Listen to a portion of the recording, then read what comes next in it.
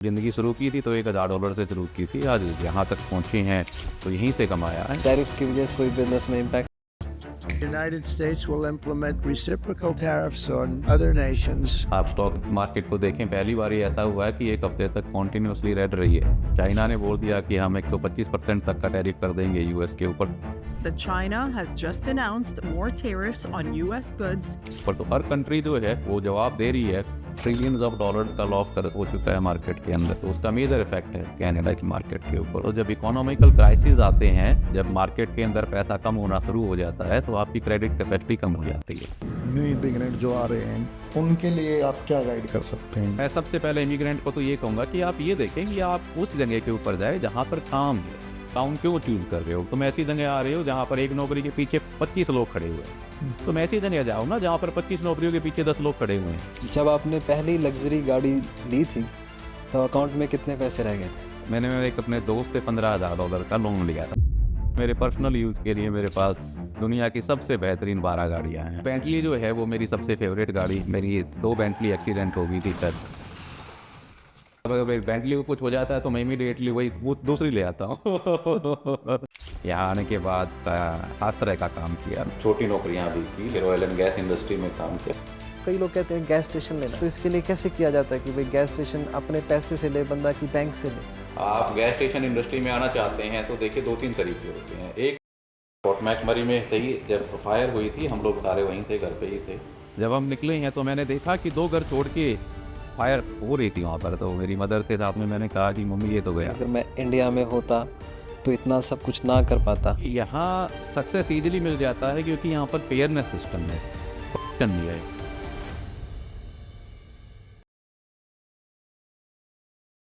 वो आया था हरियाणा के एक छोटे गांव भालौट से कनाडा के फोर्ट मैकमरी में $1000 जेब में लेके, पर जाने कैसे किस तरह से उसने ये फैसला तय किया और आज कनाडा के ऑयल इंडस्ट्री का एक लीडिंग इंडस्ट्रियलिस्ट और कनाडा के बेस्ट लग्जरी कार्स का ऑनर हमारे साथ बैठे हैं दीपक फोगाट जी। आइए जानते हैं उनकी ज़िंदगी की कहानी, किस तरह से उन्होंने मुसीबतों का सामना किया और कभी कभी नहीं घबराए और कब कब उन्हें अपनी ज़िंदगी में लंबे फासले तय करने पड़े। जानने के लिए stay tuned, stay with us in a podcast with Deepak Phogat. Thank you. तो आप यहाँ के बहुत बड़े फ्यूल रिटेलर होने के साथ साथ मुझे जो बहुत इंटरेस्टिंग लगती है बात, आपकी गाड़ियाँ और आपके शौक़, जिस तरह से आप अपने आप को मेंटेन करते हैं जी, वो बहुत कमाल का है। तो उसी के लिए से प्रभावित होकर हमने सोचा कि हम आपको यहाँ बुला के ना कुछ ऐसी बातें करें आपसे कि देखो आप के पास जो चीज़ें हैं वो तो ऐसा है कि भाई यूनिक हैं सारी की सारी, बट सबसे यूनिक होता है आदमी का बिहेवियर, जिससे मैं बहुत प्रभावित होता हूँ जी। और मैं आपको इसीलिए मैं चाहता था कि हम शुरुआत ही आपसे करें, ठीक है? आपसे कुछ सीखना चाहते हैं।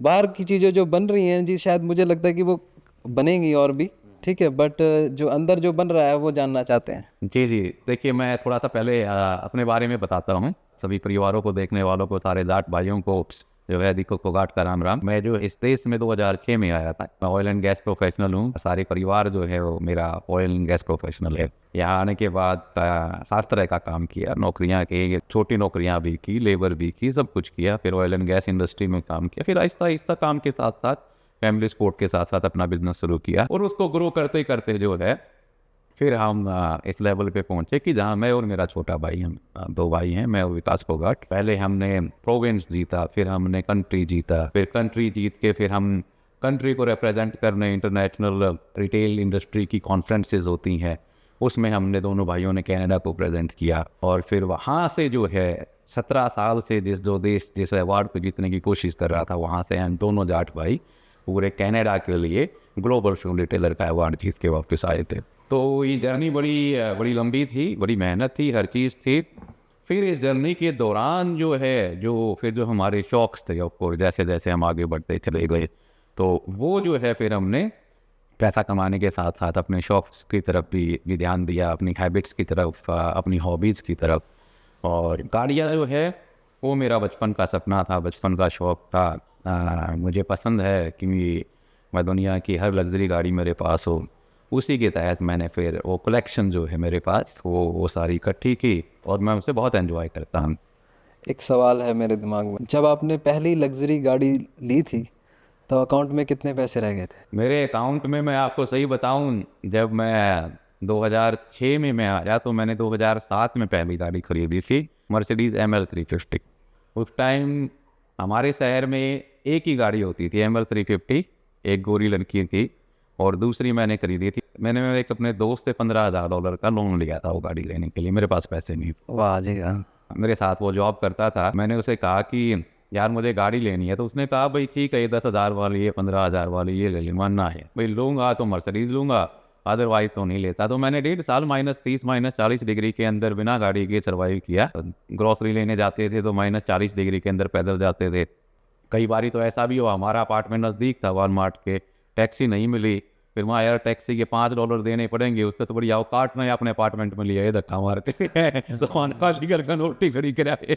तो सारे काम किए हैं, बसों में खूब घूमया, पैसे इकट्ठे करता रहा कि लूँगा तो भाई मर्सिडीज़ ही लूँगा, अदरवाइज दूसरी नहीं लूँगा। तो ऑलमोस्ट 1.5 साल तक मैंने मेहनत की। फिर मैंने मेरी पहली गाड़ी ML 350 ली थी, 2007 में ली थी, और वो गाड़ी आज भी है। मेरी आदत है मैं चीज़ें बेचता ना, घर हो गाड़ी हो कुछ भी हो, जो कुछ खरीद लिया वो खरीद लिया, रिटायर ही होती है उसके बाद मेरे पास से जो है, तो मैं इतनी आसानी से बेचता। पर जी अभी कितनी गाड़ियाँ हैं आपके पास? मेरे पास ओवरऑल मेरे बिजनेस के साथ साथ तो काफ़ी हैं, बट मेरे पर्सनल यूज के लिए मेरे पास दुनिया की सबसे बेहतरीन 12 गाड़ियाँ हैं। आप सबसे ज़्यादा किसे प्यार करते हो? मेरी जो फेवरेट गाड़ी है वो बेंटली है, जबकि गाड़ियाँ सारी खड़ी हुई हैं, बट बेंटली को मैं सबसे ज़्यादा पसंद करता हूँ कि उसकी पावर, उसका स्पोर्ट्स लुक और उसका जो कंफर्ट है वो मेरे लिए बेस्ट सूटेबल है। मुझे सबसे ज़्यादा कॉम्प्लिकेटेड लगता है अगर कभी खुद ड्राइव करनी पड़े तो मेरे को रोल्स बहुत बहुत कॉम्प्लिकेटेड लगती है। वो इतनी बड़ी है, मोड़ने तोड़ने में पहले उसकी जगह बनाओ, कितने पार्किंग में जाओ, उसने देख कर खड़ी करो, ये करो। तो अपना जो है वो बेंटली में, मैं कभी से ही बेंटली ड्राइव करता हूँ, तो वो मेरी हमेशा फेवरेट रही है। जब मैंने ली थी तभी से ही फेवरेट है, आज भी जो है मेरे को कहीं पे कुछ हो, मेरे पर दरअसल मेरी जो रोज़मर्रा की जो गाड़ी है वो मेरी बेंटली है। तो अब कितना डिफरेंस लगता है अगर आप यही चीज़ अगर जैसे आप कनाडा ना आते और आप इंडिया में ही रहते तो गाड़ियों में कितना परिवर्तन होता? कैसा? मेरे ख्याल से मैं इस लेवल तक नहीं पहुंच पाता इंडिया में, अगर होता तो ये सारे शौक नहीं पूरे कर पाता। एक अच्छी ज़िंदगी जीता, बट मुझे नहीं लगता था कि देखिए इतनी बड़ी कलेक्शन को परचेज करना और उसको मैनेज करना और मेंटेन करना इंडिया में शायद मैं नहीं कर पा। जब आप जहाज़ में बैठे थे तो आपने ऐसा सोचा था पहली बार जब कनाडा? जब मैं आपको सही बताऊं, जब मैं कनाडा जब आया था तो मैं ये सोच के आया था कि यार चलो एक काम करते हैं, 1 करोड़ रुपया कमा गए ना उल्टे आ जाएंगे। भाई उस टाइम पर 2006 में 1 करोड़ रुपए की बहुत कीमत थी। पापा रिटायर हो गए थे, तो मैंने कहा वहाँ पापा आप तो रिटायर हो गए, भाई मेरे ख्याल तक करोड़ रुपया मैं कमा ले हूँ, कहना यहाँ फिर अपना जो कहोगे वो अपना कर ले आएंगे, तो भाई ज़िंदगी अच्छी है, अच्छी ज़िंदगी चलेगी। तो वो सोच का आया था। और प्लेन में बैठा था तो ये था कि मखाई प्लेन वाले बेच सकते ना, कितने बाग में गई थे, पेट्रोल पंप पर तार दे हुए और भी उड़े जाकर न सीधा काम लाग गई। मतलब इतनी हाईली डेडिकेशन थी कि जाके भाई 1 मिनट भी वेट नहीं करनी, वह डायरेक्टली जाके न अपना काम लग जाओ, अपनी मेहनत करो और अपना पैसा कमाओ। मैं आया, मैंने पहले टोरंटो में लैंड किया, दोस्तों के पास रहा, उसके बाद फैक्ट्रियों में लकड़ी काटी, दूध ढोए, वेटर का काम किया, तो 15 दिन किया। तो फिर मैं बोला माँ यार यो काम तो करन को नहीं आता, मैं अच्छा खासा जो है मेरे पास एजुकेशन है, एक्सपीरियंस है, सारी चीज़ें हैं। तो यार दोस्त बोले यार देख शुरू में तो करना ही पड़ेगा। वहाँ ऑयल एंड गैस इंडस्ट्री की थे यार इस देश के। मैं पता चला पोर्ट मैकमरी में है, तो टिकट करवा ली। तो बोला तू पागल हो गया है, उड़ा -40 डिग्री में जाओगा। तो मैं कहा तू देखता जाए। मेरे गला झगड़ा हो मेरे यार दोस्त विक्की का, जिसके साथ रहता था। उन्होंने सारा ने कही कि ना मत जाओ यार, ही रहो। मैं नहीं माना, मना अपना सामान पैक करा, मात्र के कहता एयरपोर्ट पर छोड़ाइए ना, टैक्सी लेके चला जाऊँगा। तो वहाँ से फोर्ट मैकमरी गया। फोर्ट मैकमरी मेरे अंकल रहते थे, धर्मवीर, हमारे पड़ोसी होते थे चंडीगढ़। उनके घर रुका, उन्होंने 2-3 दिन के अंदर नौकरी लगवा दी। मैरियट होटल में नौकरी स्टार्ट की। फिर उसके बाद फास्ट गैस पर नौकरी करी, A&W पे की, 16 घंटे की शिफ्ट करा करता था। 7-11 पे रात को नाइट शिफ्ट करता है, फिर उसके बाद सुबह की शिफ्ट फिर होटल में करता है। तो 16 घंटे कॉन्टीन्यूसली काम करा करता है, 7 दिन काम करता था। जिस दिन 8 घंटे की शिफ्ट हुआ करती उस दिन का रात तो छुट्टी है यार, वो काम में कोने। तो गिनती के 6-7 घंटे सोया करता वहाँ से पैसा जो आहिस्ता आहिस्ता सेव करना शुरू किया। फिर मेरी फील्ड की नौकरी मिल गई मुझे कुछ महीने के बाद, क्योंकि ऑयल एंड गैस इंडस्ट्री जो है वो है ही वहाँ पे। तो मुझे मेरी फील्ड की नौकरी मिल गई। बाद में मेरी वाइफ जो है वंदना, वो आ गई। आते ही वंदना को साथ में ऑयल एंड गैस में जॉब मिल गई। हम दोनों ने टेक्निक इटली से अपना करियर शुरू किया। फिर हमने पीछे मुड़ के नहीं देखा। मैं पहला ऐसा इंसान था सीएनआरएल साइट के ऊपर जिसने 1 साल में 4 प्रमोशन लिए थे। तो कंपनी में जो बंदा छोड़ के जाया करता, प्रोजेक्ट मैनेजर आगे कह दिया करता, बगैर किसी दूसरे बंदे को हायर किए हुए, दीपक को दे दो काम। जो जो जोन से डिपार्टमेंट का छोड़ के न गया, उसके डिपार्टमेंट का काम सीधा डायरेक्टली जो है मेरे टेबल के ऊपर आ जाया करता। तो मैं अकेला बंदा 4-4, 5-5 लोगों का काम किया करता। वहाँ से मेहनत खूब सारे काम किए हैं, सारा सब कुछ किया है। तो जी जैसे ये जो डाई हार्ड बिहेवियर आया आपके अंदर, जैसे गाड़ी लेना तो एक, मैं बता रहा हूँ कि शौक़ को इस तरह से निभाना जो है ना आपका, ये इतना जिद्दीपन होता है, ठीक है। तो कैसे, क्योंकि इस टाइम पे जैसे आप कनाडा की जो सिचुएशन है उसको अगर देखते हैं तो बड़ा लगता है कि भाई गाड़ियों में लोग पैसा कम खर्च कर रहे हैं, आप इस वक्त पे भी अच्छी गाड़ी खरीद रहे हैं क्योंकि आपने उस शौक़ को पूरा रखा। तो ये जिद्दी बिहेवियर कहाँ से है? देखिए, जब इंसान कुछ सोचता है ना कि हाँ मुझे ये काम करना है और पूरी मेहनत से, पूरे डिटर्मिनेशन के साथ में उसकी तरफ बढ़ता है, तो यस डेफिनेटली वो उसे अचीव करता है। मेरा जो मानना है, मैं जब उनके जो है अपने सारे भाइयों को, जो हमारे जो बच्चे हैं, उन सबको भी यही मैसेज दूंगा कि देखिए पढ़ाई एक चीज़ है, बट उसके बाद कैरियर की तरफ ध्यान देना सेकंड चीज़ है। बट उस कैरियर में भी आपको क्या करना है और कैसे करना है, सबसे पहले तो आप अपना गोल बनाए, आपकी लाइफ का गोल क्या है। फिर आपने अगर उसके पहले माइलस्टोन को आपने हिट कर लिया है, तो आपका हर 2 साल के बाद का एक माइलस्टोन सेट होना चाहिए। जैसे मेरी लाइफ का क्लियर सेट होता है, मुझे पता है कि भाई आज मैंने हर साल इतना ग्रो करना है बिजनेस के अंदर, मुझे इतना जो है अपने बिजनेस को एक्सपेंड करना है। अगर इकोनॉमी स्लो है तो उसमें जो है अगर हम इतने पीछे जाएंगे तो फिर अगले साल का गोल उतना ही आगे बढ़ जाएगा। तो उसके अकॉर्डिंगली जो है वो बिल्कुल मैं दिसंबर के अंदर हमारे अगले साल के पूरे प्रॉपर मेरे गोल सेट होते हैं, उसी के ऊपर जनवरी से काम शुरू होता है, वो मॉनिटर करते हैं हम लोग। फिर उसके बाद जहाँ पर लैकिंग होती है फिर उसको दोबारा से फिर रीसेट करता हूँ और इस तरीके से जो है बिजनेस को ग्रो करता। तो क्लियर है, सेम थिंग मेरी गाड़ियों का है कि ठीक है भाई मैंने जो है इस साल ये गाड़ी ली है तो ये बिज़नेस बढ़ाऊँगा, ये वाली चीज़ खरीदूँगा, उसके साथ ये गाड़ी लेके आऊँगा, ये इसके साथ में ये एक्सटेंड करूँगा तो उसके साथ में ये गाड़ी लेके, हर बिजनेस के साथ में एक गाड़ी ऐड कर देता हूँ। तो बिजनेस, क्योंकि बिजनेस बढ़ रहा है तो इनकम बढ़ रही है, इनकम बढ़ रही है तो साथ में फिर गाड़ी भी तो बढ़ेगी ना। फिर कमाल है जी। गाड़ी आप अपने आप को गिफ्ट करते हैं इसका? गाड़ी मैं अपने आप को, दरअसल अब आज तक कोई भी गाड़ी मैंने मेरे खुद के लिए नहीं खरीदी, सारी जो है वो अपने अपने फैमिली के लिए खरीदता हूँ। फिर हाँ वो मुझे चलाने के लिए दे देते हैं। ये तो आप कमाल की बात कर रहे हैं जी। जैसे अब जो आपको लगता है जैसे लोग बिज़नेस कर रहे हैं, तो जैसे आपने जो बिज़नेस स्टार्ट किया, जैसे आप बता रहे थे कि भाई मैं जब आया था तो मैंने छोटी जॉब्स भी की हैं, आपने अपना इतना अच्छा सिस्टम सेटअप किया यहाँ पे, आपके पास मेरे ख्याल से 40-45 गैस स्टेशंस हैं जो, हाँ मेरे पास, खैर मैं नंबर के बारे में तो बात नहीं करूँगा। हाँ हम आज के टाइम पे जो है हम कनाडा के सबसे बड़े gas station and convenience stores के रिटेलर हैं। मेरे लिए तो बहुत बड़ा नंबर था जी।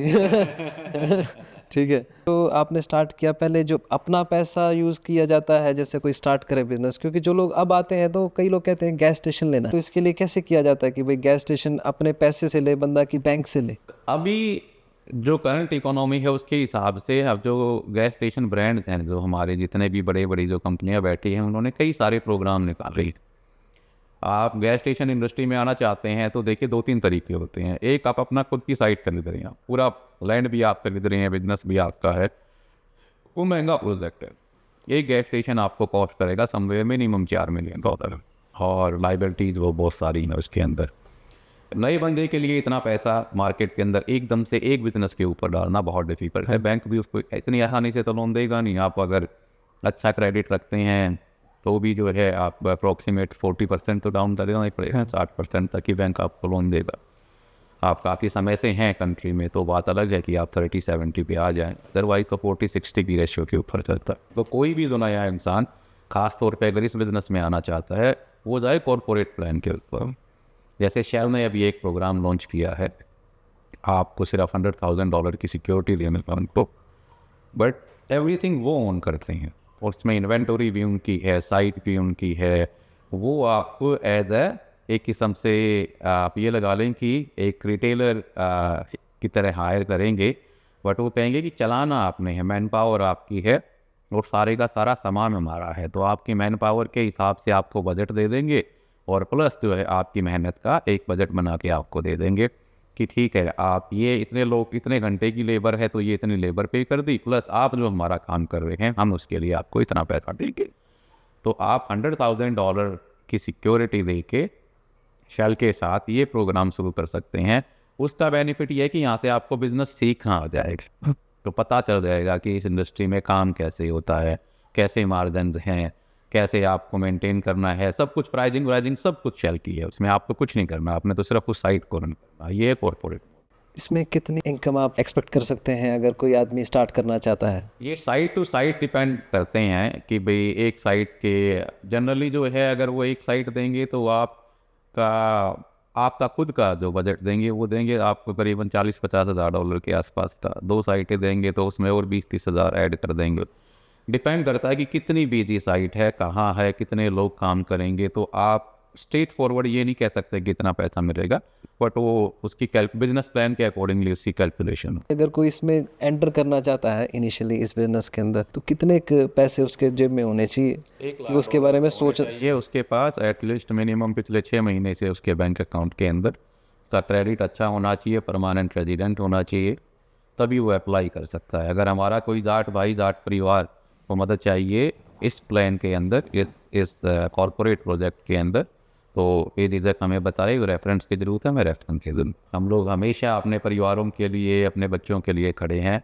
उनको किसी भी जो भी बिज़नेस में जहाँ पर हम लीड करते हैं उसमें उन्हें जहाँ पर भी हेल्प की ज़रूरत है, कहीं रेफरेंस की ज़रूरत है, गाइडेंस की ज़रूरत हो, चाहे वो गैस स्टेशन हो, कन्वीनियंस स्टोर हो, फूड मार्केट हो, फूड इंडस्ट्री के अंदर QSRs हैं, आप किसी भी ब्रांड का के QSR के ऊपर अगर आप जाते हैं या फिर अगर आप कोई भी रेस्टोरेंट, बड़े रेस्टोरेंट के ऊपर जाते हैं, आपको हमारी ज़रूरत है, आप बताएं, विल गिव द रेफरेंस। हम आपको बताएंगे भी कि उसका तरीका क्या है, किस तरीके से आप क्वालिफाई हो पाएंगे और कैसे आप आगे जा पाएंगे। काफ़ी लोग सोचते हैं गैस स्टेशन लेना है और कैसे लेना है आगे पता नहीं, और इवन कि हमें भी नहीं पता सही बताऊं तो, क्योंकि ये बिज़नेस जो है जो कर रहा है उसको ज़्यादा समझ में आता है। हम तो ये है कि भाई कोई कितना इनकम आ रही है उस पर देख के बता देते हैं कितनी इनकम आ रही है। हाँ, अब आप डिपेंड करता है कि आप कौन से मॉडल पे आना चाहते हैं, कितने पैसे आप खर्चना चाहते हैं। बिना पैसे खर्चे $1,00,000 से कॉर्पोरेट मॉडल है। दूसरा मॉडल है कि आप लीज पे लेते हैं साइट को, यानी कि इन्वेंटरी सारी आपकी है, सब कुछ आपका है, आप रेंट दे रहे हैं। जैसे हम जनरल करते हैं, एक पूरी की पूरी बनी बनाई साइट को जो है आप लीज पे लेंगे और आप उसका रेंट देंगे और प्रॉफिट और लॉस वो आपका है। इसमें आपको इन्वेस्ट नहीं करना पड़ा, यानी कि आपका डिपेंड करता है कितनी बड़ी साइट है, कितनी इन्वेंटरी है, यानी कि आप $2,00,000 से $5,00,000 के अंदर एक साइट को लीज कर सकते हैं। तो मेनली जो काम है वो जो ज़्यादा काम होता है वो अपना जो कन्वीनियंट स्टोर का सामान का उसका होता है कि तेल में कितना मार्जिन निकलता है? तेल में सबसे कम मार्जिन होता है, तेल में ज़्यादा मार्जिन नहीं होता। आज के टाइम के ऊपर मार्जिन बहुत कम है। आप ये लेके चलें कि 1 सेंट से 5 सेंट पर लीटर, ये जो है एवरेज मार्जिन होता है। डिपेंड करता है कौन सी साइट कहाँ पर है। जो मेजर जो बिज़नेस होता है वो सी स्टोर का है। आपका जो रियल में जो मार्जिन निकलता है वो सी स्टोर से निकलता है। मान लिया कि जी कोई अच्छा गैस स्टेशन कह देते हैं, तो अच्छा कैसे अच्छा है? उसकी सेल के ऊपर डिपेंड करता है कितने लीटर वो तेल बेचता है और कितने उसकी सी स्टोर की सेल। अगर कोई भी इंसान किसी गैस स्टेशन को खरीदने की सोचता है तो उसको ये दोनों नंबर सबसे पहले देखने होते हैं।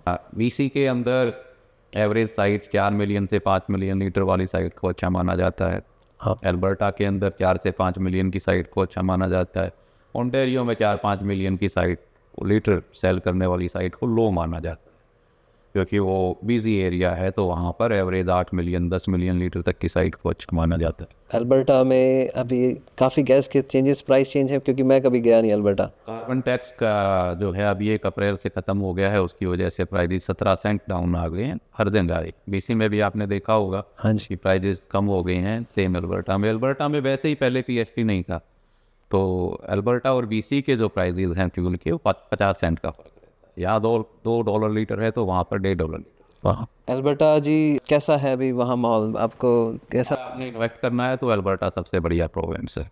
आप बिजनेस में करें चाहे प्रॉपर्टी में करें, दोनों चीज़ों में एक सस्ता है, दूसरा ग्रोविंग इंडस्ट्री है, पीआर का प्रोग्राम ईजी है, पीएनपी ईजी है, बच्चों के लिए अट्रैक्टिव है, सेफ इन्वेस्टमेंट है, कम पैसा लगता है, रिटर्न उतनी ही आती है। अब इसी में पैसा लगाओ, आपको साइट खरीदनी है तो 3 गुना पैसा लगाओगे, मार्जिन तो वही है, आपको रिटर्न तो उतनी ही आनी है। वही चीज़ आपने अल्बर्टा में लगाई तो वहाँ से आप जो है कम पैसा लगा के ज़्यादा पैसा कमाते हो। तो अल्बर्टा में जैसे तेल के प्राइसेस कम है तो मार्जिन का इतना फ़र्क नहीं पड़ता? मार्जिन तो सेम है, मार्जिन से हाँ जी, मार्जिन तो आप पर लीटर के ऊपर मार्जिन होता है, प्राइस के ऊपर मार्जिन नहीं होता है। जितने लीटर तेल बिकोगे उतने लीटर के हिसाब से ही मार्जिन वापस। आज जो बिज़नेस चल रहा है तो टैरिफ्स की वजह से इसमें कोई बिज़नेस में इम्पैक्ट? बहुत ज़्यादा अफेक्ट है एकदम से। जो है आप देखेंगे कि ओवरऑल पूरी इंडस्ट्री जो है, पूरी फूड इंडस्ट्री, पूरी रिटेल इंडस्ट्री आज के टाइम के ऊपर 25 से 30% डाउन है। आप स्टॉक मार्केट को देखें, पहली बार ये ऐसा हुआ है कि एक हफ्ते तक कॉन्टीन्यूसली रेड रही है। नहीं तो चलो 1-2 दिन रेड हुई, उसके बाद ग्रीन हो जाती है, बड़ी मुश्किल से तो बेचारी ग्रीन आई है।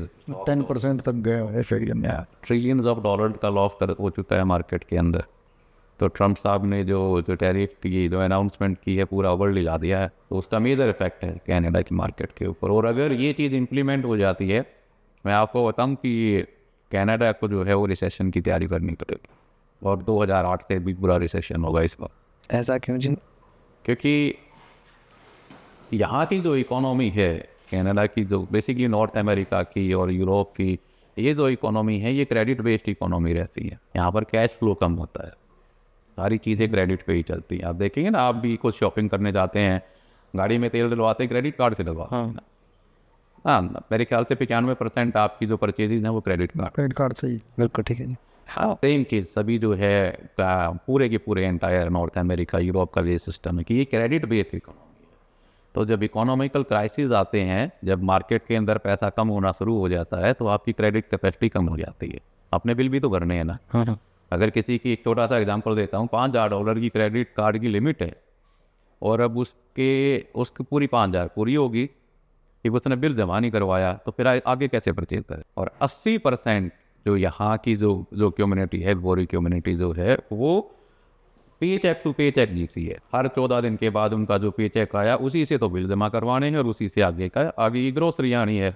वो जब पे चेक कट होने शुरू हो जाते हैं तो क्रेडिट कार्ड उनकी स्टेटमेंट फ्री होगी आपकी, बाय डिफॉल्ट आपकी इकोनॉमी गिरनी शुरू हो जाए। अब यहाँ पे इतना कुछ जो परिवर्तन आ रहे हैं, तो इसके अंदर आपको लगता है कि अपना सरकार की पे कोई ध्यान दे रहा है कि नहीं दे रहा है? अभी किसकी बनानी है ये सरकार कि इलेक्शन कैंपेन से पता तो चल रहा है कि शायद दोबारा से फिर से जो है वो लिबरल आ जाएं, तो इसके ऊपर फाइट तो चल ही रही है। हमारी गवर्नमेंट ने भी एनर्जी सेक्टर के ऊपर उन्हें बोल दिया, आपने भी प्राइजेस बढ़ा दिए ना, उन्होंने भी कह दिया जी हम जो है आपको एनर्जी देते हैं, हम अपने प्राइजेस बढ़ा रहे हैं। उधर से चाइना ने बोल दिया कि हम 125% तक का टैरिफ कर देंगे यूएस के ऊपर। तो हर कंट्री जो है वो जवाब दे रही है, और उस कोशिश में है कि कहीं ना कहीं पर कंप्रोमाइज़ किया जाए। मेरे ख्याल से तो कंप्रोमाइज़ हो जाना चाहिए। अगर नहीं होता है तो देखिए वो तो सबको फेस करना ही पड़ेगा। आज आप हाउसिंग मार्केट देख रहे हैं, हाउसिंग मार्केट डाउन है, ओवरऑल इंडस्ट्री की सेल्स डाउन है। अगर इन चीज़ों को कंट्रोल नहीं किया गया तो ये कनाडा के लिए, ख़ास तौर पे कनाडा के बिजनेसमैनों के लिए ये 2 साल है वो बहुत टफ है। आपको लगता है कि भी अगर हम कनाडा जो है थोड़ा सा बेटर करेगा, अगर अपने आप इंडस्ट्री को थोड़ा सेटअप करेगी तो लॉन्ग टाइम के लिए बेटर रहेगा? ये तो कभी भी हो सकता है फिर भी। जैसे कि हम अपनी ज़िंदगी में कहीं ना कहीं पर हर दूसरे दिन, या डिपेंड करता है आपकी लर्निंग कैपेसिटी के ऊपर। जैसे कि मैं तो ये कहता हूँ कि मेरे ख्याल से हम हर दिन कुछ ना कुछ नई चीज़ सीखते हैं। कहाँ बैठे हुए हैं, किस जगह के ऊपर गए हुए हैं, तो आपको हमेशा जो है कुछ ना कुछ अगर आप ग्रैब करना चाहते हैं तो आप ग्रैब कर सकते हैं। हम हमेशा ही यूएस के ऊपर डिपेंडेंट रहे हर चीज़ के लिए। हमने कभी अपने आप को एक्सप्लोर ही नहीं किया। हमने हमारा तेल सस्ते रेट में बेचा तो वो यूएस को दिया, हमने गाड़ियाँ बनाई तो वो यूएस के लिए बनाई, क्योंकि हमारा बॉर्डर ही बस एक ही कंट्री के साथ शेयर हो रहा है। तो कभी सोचा ही नहीं कि कभी इसके बाहर भी चले जाए। तो अब यूएस ने दरअसल हमें रास्ता दिखाया कि नहीं, बाकी वर्ल्ड भी है जिसके साथ आप डील कर सकते हैं, जिसके पास आप टाइप कर सकते हैं। ये कोई मैजिक तो है नहीं कि बेसिकली भाई आपने बैठा और टक देसी पाइपलाइन बना दी, बंदरगाह बना दी और सारा काम शुरू कर दिया। तो ये थोड़ा सा टाइम कंज्यूमिंग काम है, इसमें सालों साल लगेंगे। बट हाँ, कनाडा के लिए जो है कनाडा ने अपना रास्ता बाकी वर्ल्ड के लिए ओपन करना सही, तभी जो है वो आगे आने टाइम के ऊपर अच्छे तरीके से सर्वाइव कर पाए। कैसे अपना एक दिन काटते हैं? जैसे शुरू सुबह से जैसे स्टार्ट करते हैं आप, तो इतनी हिम्मत कैसे आती है? मेरा जनरल रूटीन, और मैं सुबह 7 बजे उठा, उठने के बाद पहले जिम गया, आके जो है फिर शावर वगैरह लेके फिर मैं पूजा पाठ करता हूँ। 10-15 मिनट अपना पूजा पाठ किया, हनुमान चालीसा पढ़ा। 9 बजे मेरी टीम के साथ मेरी मीटिंग होती है, वो कॉल लेके ब्रेकफास्ट करके 10 साढ़े 10 बजे तक ऑफिस। मंडे टू फ्राइडे 6 बजे तक ऑफिस में होता हूँ और 6 बजे घर। उसके बाद बच्चों के साथ फिर खेलना, उनके साथ गप्पे मारने, फिर वॉक करने जाना। 6 और 7 के बीच में डिनर कर लेता हूँ। 7 बजे के बाद फिर नहीं खाना खाता एक डेज के अंदर, और फिर 1-2 घंटा जो है फैमिली को के साथ स्पेंड करके 9:30-10 बजे सो जाना। तो बड़ा सिस्टमेटिक सा स्केड्यूल है, वही सालों से वही चलता आ रहा है। जब टूर पे होता हूँ तो फिर सारा रूटीन बिगड़ जाता है, फिर उसमें ना उठने का टाइम होता ना सोने का टाइम होता, तो थोड़ा लेट हो जाते हैं सोने में। बट हाँ, सुबह कोशिश वही रहती है टाइम पे उठ के अपना काम शुरू कर ली। तो आपका डे का पावर हाउस कहाँ है जी? पूरे दिन का मैं पावर हाउस ढूंढ रहा था जहाँ से आप इतनी ताकत लेते हैं। ये तो काम ही कर रहे हैं।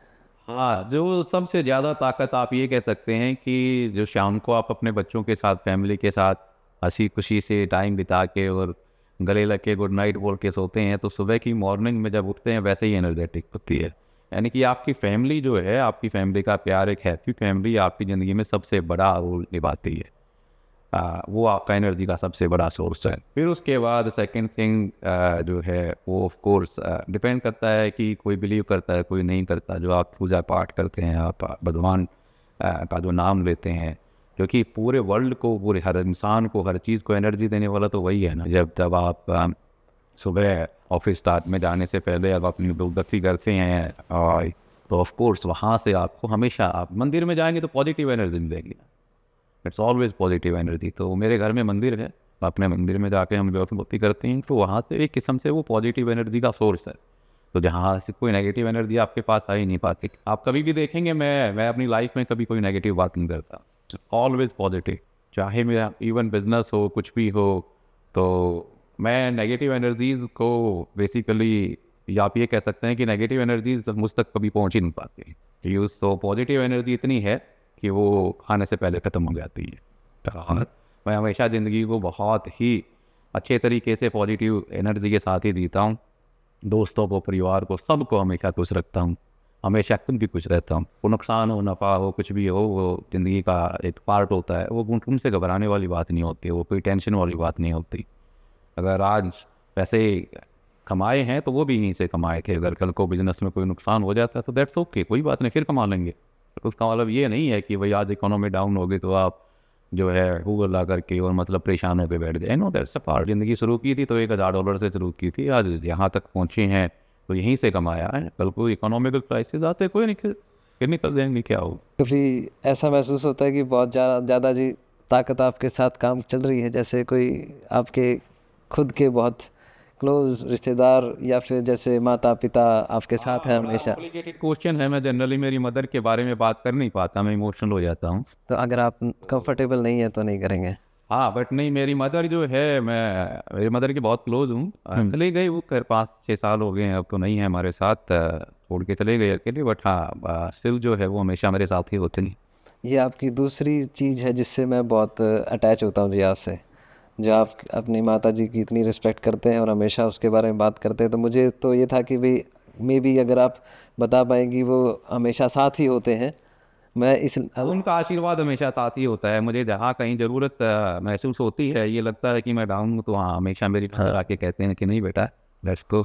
जी है ज़्यादातर आप अल्बर्टा में, और आपका काम जो है ऐसा है कि आपको ट्रैवल करना पड़ता है होटल्स में, तो कौन सी गाड़ी को ज़्यादा प्रेफर करते हैं, आपकी फेवरेट? मेरी, जैसे मैंने बताया था कि बेंटली जो है वो मेरी सबसे फेवरेट गाड़ी है। मैं उसे सबसे ज़्यादा पसंद करता हूँ। मेरी जो रेगुलर रूटीन की, जो ज़िंदगी की, जो आप ये कहते हैं ना कि एक आपकी रोज़मर्रा की जो गाड़ी है, वो मेरी बेंटली है। तो सभी से ही जब खरीदी थी, तो अभी जो है मेरी 2 बेंटली एक्सीडेंट हो गई थी कल, तो मेरे पास तीसरी बेंटली है। बट मैं मतलब अगर बेंटली को कुछ हो जाता है तो मैं इमीडिएटली वो दूसरी ले आता हूँ। तो वो हमेशा जो है वो कभी से मेरी फेवरेट है, एंड आई थिंक ये हमेशा लाइफ टाइम के लिए मेरी फेवरेट है। न्यू इमिग्रेंट जो आ रहे हैं उनके लिए आप क्या गाइड कर सकते हैं? डॉक्टर साहब, जो नए इमिग्रेंट आ रहे हैं, नए इमिग्रेंट के लिए तो सबसे बड़ा जो जब जैसे ही कनाडा में लैंड करते हैं उनके लिए सबसे बड़ा क्वेश्चन होता है कि भाई जॉब उनको मिल जाए और वो कहीं ऐसी जगह के ऊपर जाए जहाँ पर वो सर्वाइव कर सके। मोस्टली इमिग्रेंट आते हैं या तो जाते हैं ओंटारियो में, ब्रैम्पटन वाले एरिया में, मिसिसागा वाले में, या आते हैं वैंकूवर वाले एरिया में, सरी के अंदर। ये दोनों शहर ओवर क्राउडेड है, क्या दोनों शहरों के अंदर काम नहीं है। मैं सबसे पहले इमिग्रेंट को तो ये कहूँगा कि आप ये देखें कि आप उस जगह के ऊपर जाए जहाँ पर काम है। आप ऐसी जगह पर क्यों आ रहे हैं जो एक तो महंगी है और ऊपर से काम नहीं है? आप एल्बर्टा जाएं, आप सस्केचुअन जाएं, आप न्यू ब्रंसविक जाएं, आप नोवा स्कोशिया की साइड में जाएं, जो सस्ते प्रोविंसेस हैं, और आपको काम तो वही मिलना है। आपको शुरुआत तो इनिशियल स्टेज में लेबर से करनी पड़ेगी। आप कहीं कर लें, आप वॉलमार्ट पे काम कर लें, टिम होटन पे कर लें, टैक्सी चला लें, कुछ भी कर लें, आपको ये काम तो करना पड़ेगा अपने आप को एस्टेब्लिश करने के लिए। तो एक जगह तो आपको रेंट देना है $1500, एक जगह आपको रेंट देना है $500, और एक जगह आपको टैक्स देना है 13%, एक जगह टैक्स देना है 5%, और आपको पैसा तो उतना ही बनना है। जबकि सैलरी भी कई बार उन एरियाज़ में ज़्यादा है। उन एरियाज में ज़्यादा होती है डॉक्टर साहब। तो सबसे पहली चीज़ तो ये है कि आप कहाँ जाना चाहते हैं, दूसरा कि आप अपनी मेहनत करने के लिए तैयार रहें। ऐसी बात नहीं, कनाडा जो है वो एक ऐसा कंट्री है, it's a country of opportunities, but समय लगता है। आपकी एकदम से मैजिक नहीं है किसी के भी पास। आपके पास कैपेसिटी है, आपके पास कैपेबिलिटी है, आपके पास दिमाग है, आपको जॉब मिल जाएगी, आपकी फील्ड की मिल जाएगी। अगर हम बाकी वर्ल्ड से कंपैरिजन करते हैं तो यहाँ पर डिस्क्रिमिनेशन इतना नहीं है। यहाँ पर हर किसी भी कंट्री से कोई भी इंसान आता है उसको अपनी कैपेसिटी के हिसाब से जॉब मिलती है। मैंने ऑयल एंड गैस में काम किया, हमारे पास वर्ल्ड की आप ये लगा के चले 30-35 कंट्रियों के लोग काम करते थे। यहाँ पर मल्टी कल्चरल जो एनवायरनमेंट है वो कनाडा का सबसे जो है आप ये कह सकते हैं एक पॉजिटिव सोर्स है। उसी की वजह से इमिग्रेंट जो है वो अट्रैक्ट होते हैं और यहाँ सक्सेस होते हैं। और जो स्टूडेंट्स जो हमारे आते हैं द सेम थिंग, वो स्टूडेंट्स का भी मैं हमारे पास रोज़ जो है ना 15-20 कॉल आते हैं कि जी मैं ब्रैम्पटन में आ गया, मैं मिसिसागा में आ गया, मैं सरी में आ गया। तो भाई तुम गलत टाउन क्यों चूज़ कर रहे हो, गलत यूनिवर्सिटीज़ क्यों चूज़ कर रहे हो? तुम ऐसी जगह आ रहे हो जहाँ पर एक नौकरी के पीछे 25 लोग खड़े हुए हैं। तुम ऐसी जगह जाओ ना जहाँ पर 25 नौकरियों के पीछे 10 लोग खड़े हुए हैं। जैसे कि कैमलूप्स में भी हमारी अच्छी यूनिवर्सिटी है, BC में अगर कोई आना चाहता है आप कैमलूप्स जाएँ, बहुत सारी जॉब्स हैं वहाँ पर। उसके बाद आप फोर्ट सेंट जॉन जाएँ, बाद आप कैलगरी एडमिंटन में जाएं, फोर्ट मैकमरी जाएं, ग्रैंड पैरी जाएं, जहाँ पर नौकरियां हैं बच्चों के लिए। बच्चे जाते हैं जॉब मिल जाती हैं। तो उनको ये चीज़ देखनी पड़ेगी। दूसरा उनकी जो सबसे बड़ी जो समस्या रहती है कि हमें PR कैसे मिलेगा, तो मैं अपने बच्चों को ये बताना चाहूँगा कि देखिए जो इमिग्रेशन का जो प्रोसेस है वो हर 2 महीने में चेंज होता है। कंट्री की रिक्वायरमेंट के हिसाब से रूल चेंज होते रहते हैं। अगर आज रूल डिफरेंट है तो इट डज नॉट मीन कि वही रूल आने वाले 2 साल में सेम रहेंगे। आप पीछे की हिस्ट्री उठा के देखें, कोविड के बाद से बैठे बैठे सबको PR दे दिया था, उसके बाद फिर रूल चेंज कर दिए। तो इसलिए किसी को घबराने की ज़रूरत नहीं है। आप आराम से अपने काम के ऊपर ध्यान दें, अपने परमिट को देखें कि आप अपना परमिट कैसे उसको एक्सटेंड करवा सकते हैं, और इवेंचुअली PR जो है इस कंट्री में सबको मिलता है और उन बच्चों को भी मिल जाएगा। सिर्फ ये है कि उनके पास सही गाइडेंस होनी चाहिए और थोड़ा पेशेंस होना चाहिए। वो पेशेंस ना होने की वजह से जो है वो जो है कुछ ना कुछ गलत स्टेप ले लेते हैं। आपने पेशेंस की बात कीजिए, मैं तो आपके बिहेवियर की वो बता रहा हूँ कि पेशेंस कहाँ से लर्न हुआ? क्या कुछ ऐसा हुआ था कि पहले पेशेंस नहीं था फिर पेशेंस आ गया? हाँ दीपक, बिल्कुल जो है दरअसल मैं तो बड़ा एग्रेसिव इंसान था। जब कॉलेज में पढ़ते थे तो कॉलेज का प्रेसिडेंट था, लड़ाई झगड़े बड़े खूब सारे डाटा कर रहे हैं। मतलब जो है अगर जो हम, और वो भी रोहतक से, तो रोहतक के जाट यूनिवर्सिटी कॉलेज का स्टूडेंट, यूनिवर्सिटी कॉलेज का प्रेसिडेंट, तो भाई रोड़े रब दे तो फिर कराएंगे। तो वो बैकग्राउंड था। फिर चंडीगढ़ पंजाब यूनिवर्सिटी में पढ़े, जब भी वही था। वो 500 cc की हार्ली डेविल्सन जैसी मोटरसाइकिल होती थी मेरे पास। तो पूरा जो है गुंडागर्दी वाला माहौल, तो बहुत एग्रेसिव था। कनाडा आया जब भी ऑलमोस्ट जो है काफ़ी एग्रेसिव रहा। कोई ऐसी नौकरी नहीं करी जिसमें अपने मैनेजर ने कूट छेद कर नौकरी ना छोड़ दी हो। यहाँ आने के बाद जो है फिर कुछ समय के बाद मेरे फादर गुजर गए। उनके बाद जब जिम्मेवारी सर पे आई उसने मेरे नेचर को बताया। तो पापा के गुजरने के बाद तो माँ ने संभाल लिया, माँ ने संभाला, तो बट परिवार की जिम्मेवारी आ गई। परिवार की जिम्मेवारी आई तो ऑफकोर्स उसने पैसा कमाना तो सिखाया ही सिखाया, उस पैसे का सही यूटिलाइजेशन करना सिखाया, परिवार को रन करना सिखाया, जिम्मेवारियों को निभाना सिखाया।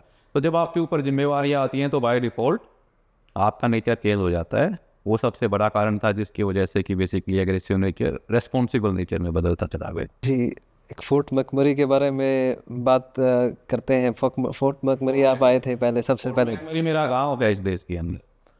तो आप ऐसे ही कहते हैं कि इंडिया में मेरा गांव बालोट है, तो मेरा कनाडा में जो मेरा गांव है वो फोर्ट मैकमरी है। 15 साल तक हम लोग फोर्ट मैकमरी में रहे हैं। मेरे दोनों बच्चे फोर्ट मैकमरी में ही पैदा हुए हैं। तो -48 डिग्री तक का टेम्परेचर मैंने देखा है। फील्स लाइक -58 था उस दिन।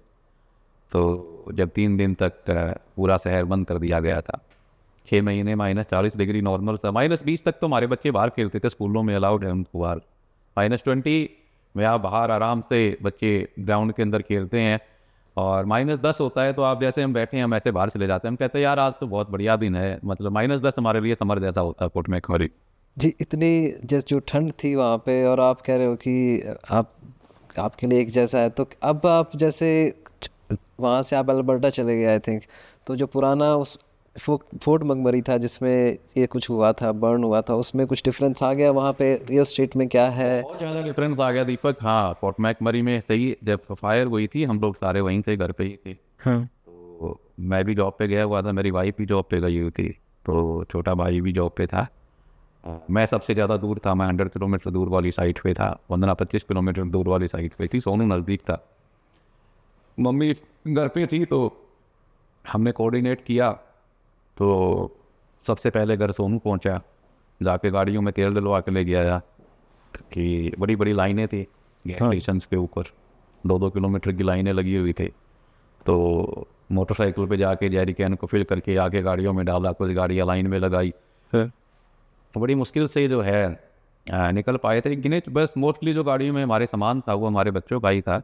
मम्मी ने रोटी वोटी परोंठे चूरमा चारमा बना के धर लिया, भाई बालकन किधर भूख लगेंगी तो खा ले होंगे। तो ये लगाओ कि आप 3 घंटे में हम मुश्किल से 3 किलोमीटर निकले होंगे। पूरा शहर एकदम से इवैक्यूएशन पे आ गए ना। सड़क के ऊपर पूरा ट्रैफिक जाम है, दोनों तरफ आ गए, पूरा धुआं ही धुआं, किसी को कुछ नहीं नजर आ रहा। खांसी आ रही है, मतलब ये एक बहुत टफ टाइम था पूरे शहर के लिए, पूरे फोर्ट मैकमरी के लिए। तो कुछ ऐसा हादसा हो गया था वहाँ पे? आग किस पर्पस से लगी, कुछ पता लगा बाद में? फायर थी वो हवा की वजह से बढ़ती चली गई वो टाउन के अंदर। आगे टाउन के हिस्से एक हिस्से में बढ़ती पूरा शहर खाली करवाना पड़ गया। तो पर वो दिन जब फोर्ट मैकमरी में फायर हुई थी, तो जैसे कि पूरे का पूरा अल्बर्टा जितने जैसे दिल नहीं खोल देते। तो इस देश की ये खासियत है क्योंकि मल्टीकल्चरल होने की वजह से, जैसे लोगों ने अपना पूरा दिल खोल दिया था। जिसके घर में बेसमेंट थे उसने बेसमेंट ओपन कर दी, जिसके होटल थे उसने अपने रूम अवेलेबल करवा दिए, जिसके रेस्टोरेंट थे उसने फोर्ट मैकमरी के लोगों के लिए खाना फ्री कर दिया। स्टोर्स के ऊपर आप अपना फोर्ट मैकमरी कार्ड दिखाएं, आपको 50% ऑफ। मतलब एवरी कहा जैसी कोई ऐसा इंसान नहीं था कि जो उसके कैपेसिटी के अंदर था उसने हेल्प ना की। इतनी ज़बरदस्त तरीके से जो है इस कम्युनिटी ने हेल्प की थी, और अब मेरे पास शब्द नहीं है उसको एक्सप्लेन करने के लिए, but it was greatly appreciated कि भाई मतलब जो है कि भाई पूरा शहर जल गया है। और एडमंटन, कैलगरी, हर जगह पर जो है लोग ऐड दे रहे थे कि आप आए हमारे घर पे, रहें, कोई बात नहीं, रहें, खाए पिए, कपड़े तक उन्होंने दिए हैं, ये किसी के पास कुछ था ही नहीं। क्या वापस जा पाए घर में? उसमें है अभी? हाँ, मेरी मल्टीपल प्रॉपर्टीज़ थी, भगवान की दया से मेरी सारी बच गई। और बची भी कैसे, एक प्रॉपर्टी तो ऐसी थी जब हम निकले हैं तो मैंने देखा कि 2 घर छोड़ के फायर हो रही थी वहाँ पर। तो मेरी मदर के साथ में मैंने कहा जी मम्मी ये तो गया, वो बिल्कुल साथ में आया हुआ था। और ये देखिए कि आजू बाजू के सारे घर जल गए और मेरा बच गया। तो कुछ बाकी प्रॉपर्टीज़ में भी ऐसा हुआ। जिस घर में हम रहते थे उसकी विंडो ओपन रहेगी मास्टर बेडरूम की, वो धुआं अंदर घुस गया। जब हम वापस गए 2-3 महीने के बाद है पूरा काला हो रखा घर अंदर से। तो फिर वो रेस्टोरेशन वालों ने उसको पूरे का पूरा क्लीन किया, ओजोन डाल के पेंट करके जो है वो इंश्योरेंस ने कवर किया सारा। But it was a very tough time. मतलब आपके पास उस शहर में मेरे काफ़ी बिजनेसेस भी हैं, तो भाई सब कुछ एकदम से होते हुए और आपको बोले कि बस आपके पास ये एक सूटकेस है लेके और आप निकलो यहाँ से, तो बिजनेस भी बंद, घर भी बंद, सब कुछ बंद। मतलब आपकी इनकम का सोर्स एकदम यहाँ से और यहाँ, at then you have nothing. तो आपने फिर दोबारा कैसे बिल्डअप किया जी? क्या हौसला कैसे आया? वो हौसला तो कभी टूटा ही नहीं।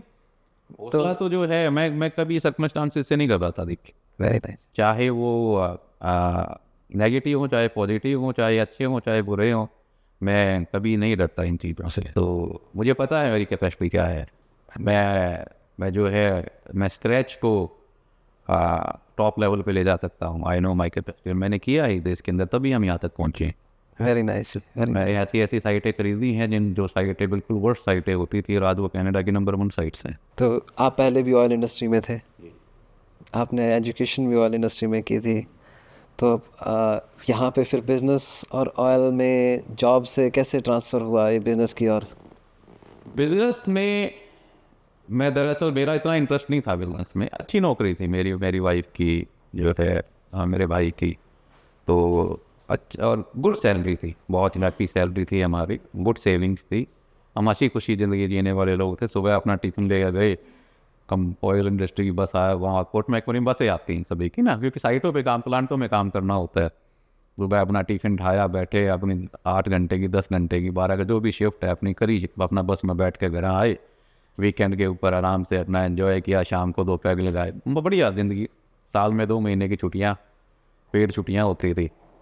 और भाई आप 1 महीना इंडिया लगाया हो, 1 महीने के आप इधर उधर घूम लो, फिर एडिशनल छुट्टियाँ भी मिल जाती थी हमें जब हम टर्न अराउंड करते थे। सेम तो वी वर वेरी हैप्पी, हमें कोई दिक्कत वाली बात नहीं थी।